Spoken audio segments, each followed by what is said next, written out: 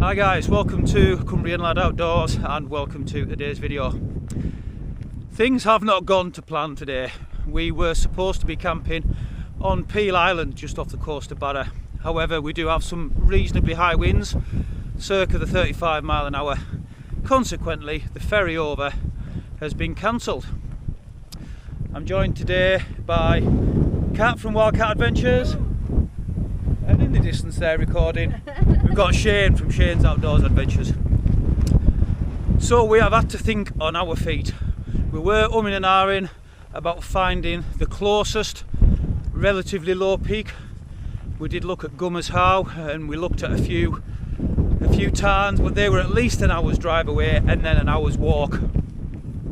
So we've decided against that. Kat was looking at the local map and we found some common land with a bit of a sea view, and we're just coming up to the trig point now. So whatever trig point this is, it's been done and boshed, mate. Done and boshed. Just over towards Ulverston over there you can see the lighthouse on the fell side. That was the one that was clearly visible when myself, Adam and Dan did the Cumbria way.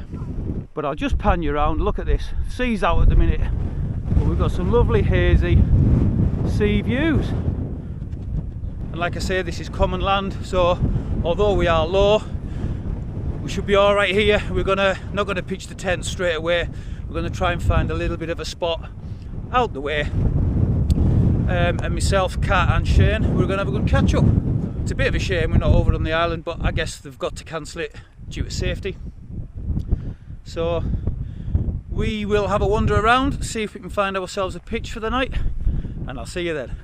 Well, we're having a bit of a wander. We've not wandered too far. As you can see, we are closer to the estuary now. Got a little village and a church down there, and there's a bit of a monument just over there. There's also a stone circle close by, so we are just basically wandering around till we find something of interest to show you, and then obviously keeping an eye out for pictures along the way. Yeah. Also today we've got a new tent. It's new tent day. I've been keeping it secret from these guys as well. Yeah, it's not fair. We want to know what it is. So yeah, the plan is the Scarp 1 is going. The Scarp 1's going. After all these years, faithful service, absolutely brilliant tent. The Scarp 1's going, and that's going to be going on the marketplace very soon. There's a few little running repairs to do on that. Also, the TerraNova Northern Lite 2 is going. Absolutely nothing wrong with that tent, brilliant tent. Actually, still my favourite tent, but it is time for something else. That is actually on the marketplace at the moment. I will put a link in the description if you guys are interested in that. Yeah, if you want to find out what the new tent is, what is good enough to replace the Tarp tent Scarp 1, then stay tuned. We've eventually found the stone circle. It is a very small one. You can see we've still got a good view of the sea. We do have like a little moat here, but distinctive stone circle nevertheless. You can see there's an outer ring and a very small inner ring. Somebody's left some flowers, which is nice.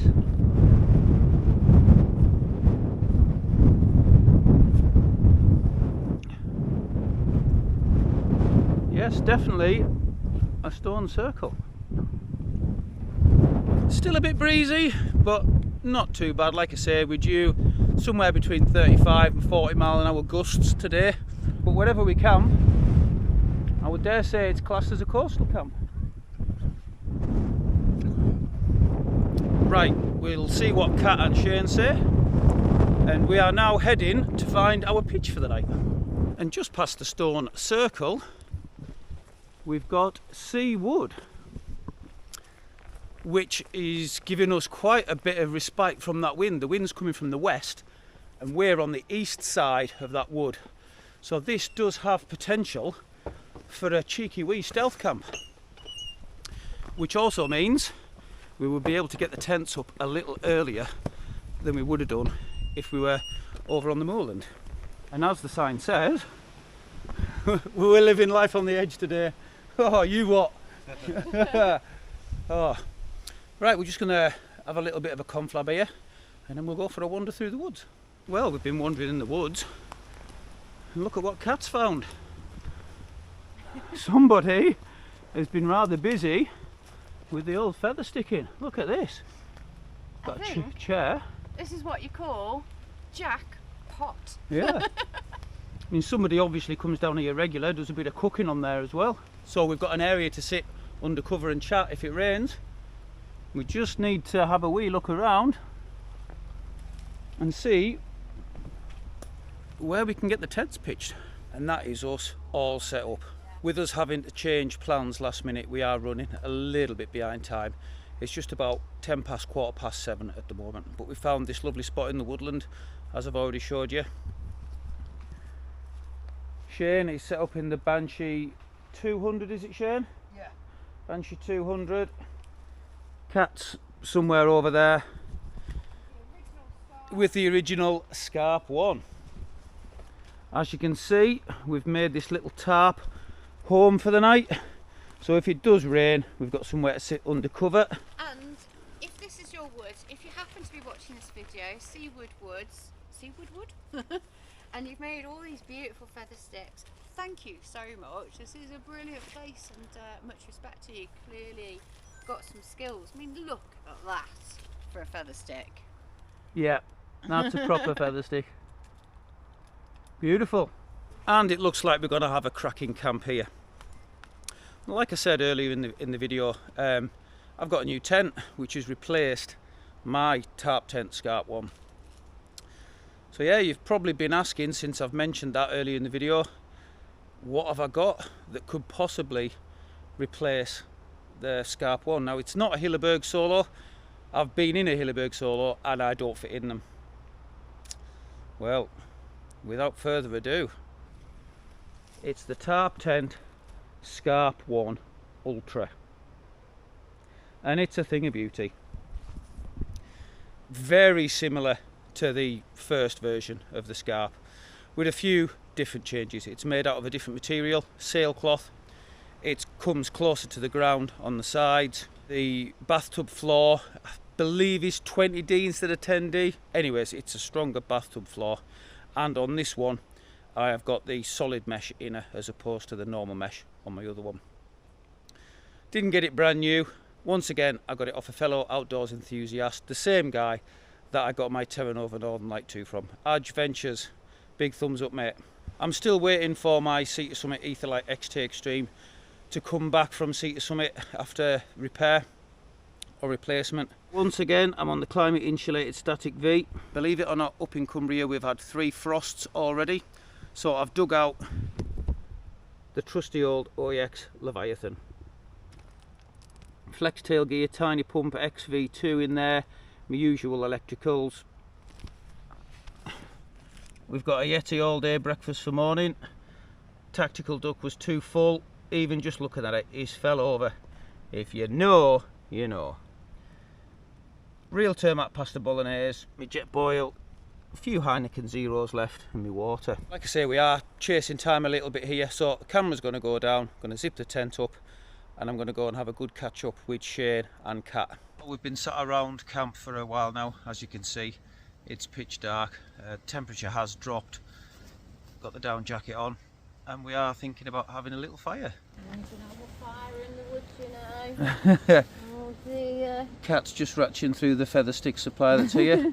We're not going to go through them all. We're just going to have ourselves a small little fire just to keep the chill off. I was just looking for the bits that aren't feather sticked, basically, because we can't burn all this feather stick. It's maybe like a couple to get it going, but that would just be mean, wouldn't it?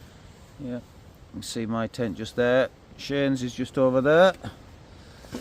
But yeah, it's been a bit of a find, this, isn't it? Yeah, it's a cracking little spot. Yeah, we've got a little table and everything. Yeah, we've got enough there just to take the chill off, I reckon. So myself, Kat and Shane, we're just going to warm ourselves up by the fire. Continue talking absolute waffle, as we've been doing for the last couple of hours. Generally having a good catch up. But I will definitely bring you back one more time when I'm back in my tent before bed. And that's me back in the tent. myself, Kat and Shane, we've sat under that tarp for hours now, just having a good catch up and a good chit chat. It's coming up 11:30, so it's most definitely bedtime. Looking forward to getting my head down and getting a good night's sleep. Like I say, this isn't the camp that I was expecting to bring to you today. We're all really hoping to get over to Piel Island and have a cool camp over there, but the island's not going anywhere, and we're definitely going to replan it for another time. Hopefully when it's not so windy. So yeah, I hope you're enjoying the video so far. I haven't even got any photos for you overnight, so we'll see you in the morning.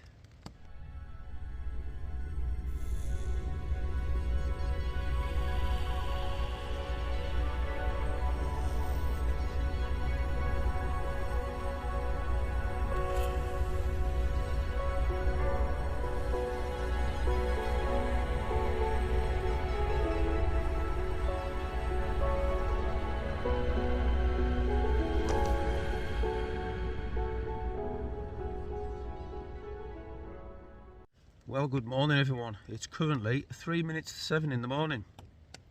Despite the wind and the quite heavy rain overnight, I actually slept really well. I think I've probably got a good 8 hours, 8.5 hours sleep, which is unreal for me.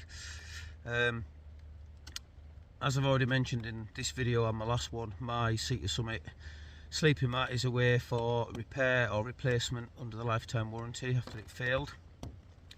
So I've been on the Climate Insulated Static V.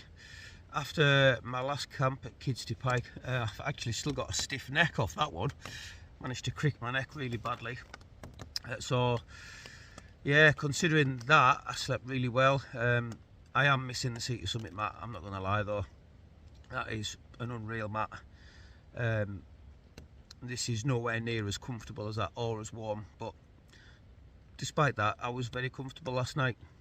Not the flattest pitch I've ever had in my life. I did wake up wedged against the side of my tent, but also a great night in the Scarpon Ultra. There's no water got in, which is good. It does sound completely different with this new material, the sailcloth. It's a bit, when you're setting it up, it's a bit rustly, but once it's up it doesn't sound rustly, but when the rain hits it, it sounds like it's hitting the drum. Not complaining though, great first night in it. As we've got the tarp over yonder, I'm not going to sit in my tent and have my breakfast. I'm going to get up, get all my gear over there, get my breakfast there. I'm also busting for a wee as well, so it's time to get up. Well, that is both myself and Shane up. You didn't sleep too bad, did you, mate? But you were the same as me. You woke up on one side of your tent. Yeah, down at the bottom of the tent, cooking back. Feel like an old man. Yeah, so we've both got breakfast on. Shane, what do you say that cook pot was, Shane? The Planet X. Planet X. Yeah. And you got it for, was it 17, 18 quid or something? 18 quid on sale. 18 quid on sale. Good little bit of kit that. It's got a piezo igniter on it. As you can see, we've got a few midges around this morning. Coffee cups ready to go. And I have got the Yeti Lifesaver breakfast on the jet boil. Cat's still asleep. Cat likes a lie-in, so she does, but she also likes a coffee, so I imagine Cat will be up anytime shortly. 5 or 6 minutes and my breakfast's going to be ready. Well, you can't beat that first coffee in the morning at camp. So good. And that is the Yeti Lifesaver breakfast, all done, even though the writing's come off it. As I've mentioned before, these Mylar bags with the seam sealer are brilliant.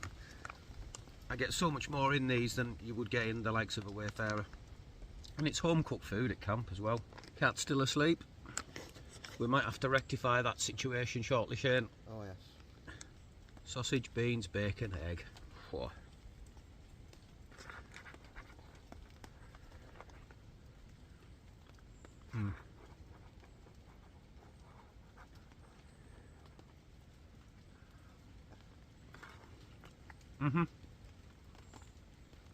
Yep.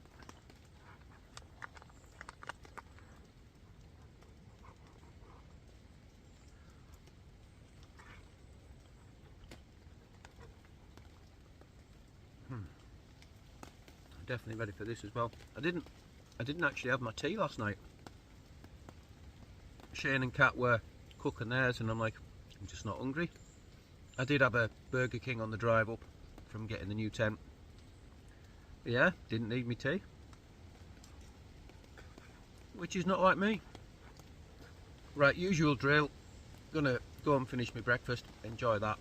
Enjoy a morning at camp with Shane and Kat. And I'll definitely bring you back before we head home. Well, that is us just about ready to go home. As you can hear, the rain's come, so we are just under the tarp.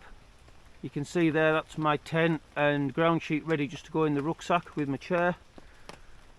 There's my rucksack. There's Shane ready to go with the rubbish bag. So as always, and as it should be, we'll be leaving no trace. We have left a little message. Oh, we'll straighten that up. A big thank you to whose ever little camp this is. We have used some of your feather sticks, but we've brought some more wood over for you. So yeah, great feather sticks, mate.